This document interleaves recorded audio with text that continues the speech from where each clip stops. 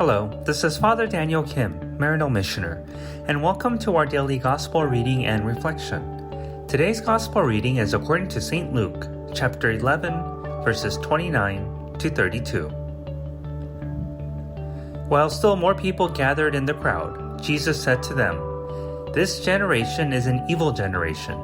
It seeks a sign, but no sign will be given it, except the sign of Jonah. Just as Jonah became a sign to the Ninevites, so will the Son of Man be to this generation. At the judgment, the queen of the south will rise with the men of this generation, and she will condemn them, because she came from the ends of the earth to hear the wisdom of Solomon. And there is something greater than Solomon here. At the judgment, the men of Nineveh will arise with this generation and condemn it, because at the preaching of Jonah they repented, and there is something greater than Jonah here." The Gospel of the Lord. Praise to you, O Lord Jesus Christ. For those of us where Sunday school was part of our upbringing, we were taught that Jesus is the Son of God. But then why is Jesus referred to as the Son of Man over 80 times in the New Testament? At least for me, this did not make much sense at first, especially having heard differing explanations about what this really means. So to put it simply, the general reference of Son of Man basically means human being. It's another way of saying of mankind or humankind.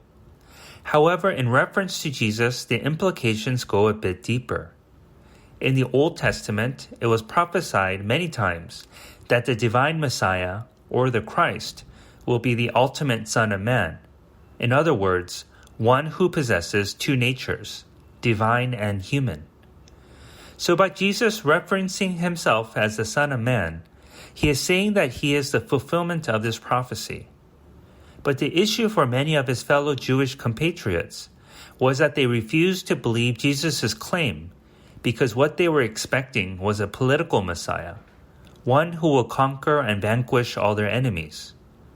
But Jesus did not come for this reason, but came as a conqueror of sin and death, and not just for the Jews, but all of humanity, which is depicted in today's gospel by the reference to the Ninevites and the queen of the south, who were Gentiles, or in other words, non-Jews.